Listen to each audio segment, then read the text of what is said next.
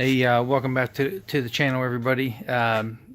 Sorry about the long break in between the shed rebuild series, but I was actually in the hospital early part of the year and needed some time to recover.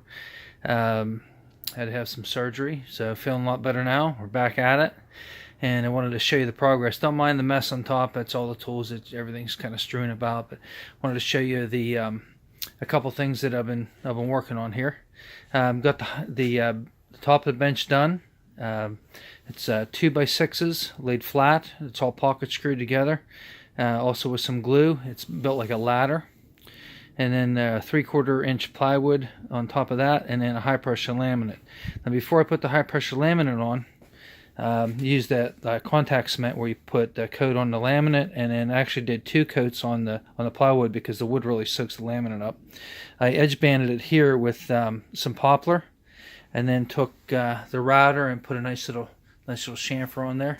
We got sides on it and the backsplash all the way around. We just got some race car parts set in there, and got the drawer press off from underneath there to make some room to put the drawers in. I got quite a mess going here, but we're doing good. We're doing good.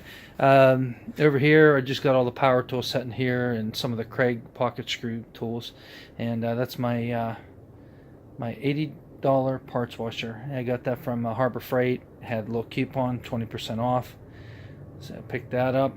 And up here, we got the shelving units put in.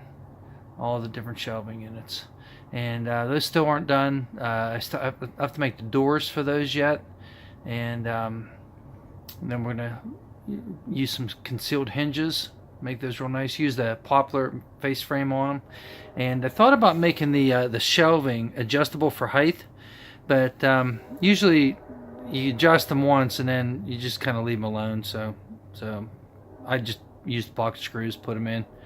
All good. That's all put together, pocket screws and regular screws. And down here I wanted to show you, we're going to have 14 drawers down here, and then on the far end is going to be my charging station. I've talked about that in some of the past videos.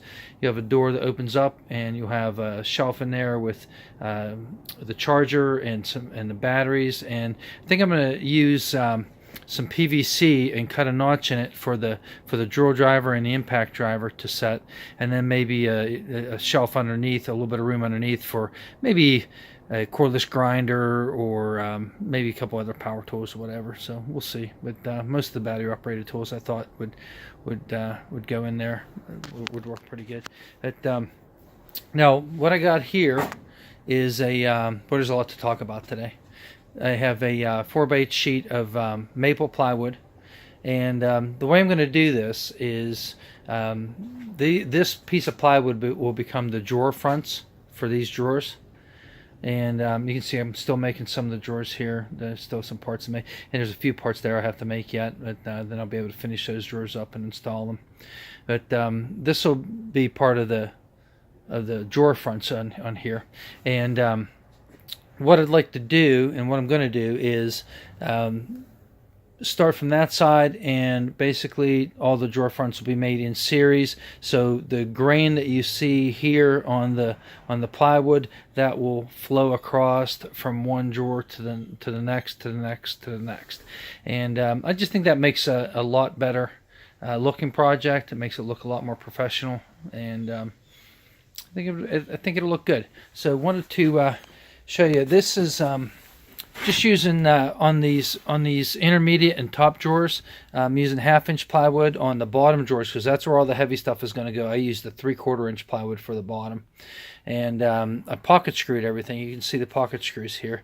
Just had to adjust the height of the Craig bit, and put a little spacer in my Craig jig to work with the 1/2 inch material.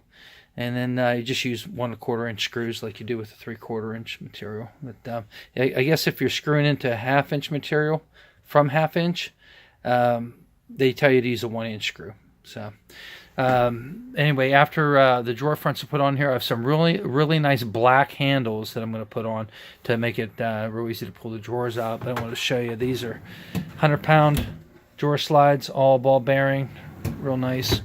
And picked them up at Lowe's. quite a few of them.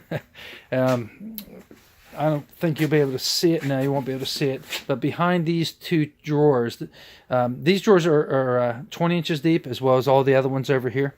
But these two drawers are only 18 inches deep. And the reason is, if you remember back in the one video, there's a plug in the wall back here. And I'll be drilling a hole in the side of the cabinet over there, and then that's where I'll run my power cord for the charging system. I'll run a short little extension cord over there, plug the charger in, and then we'll be good to go.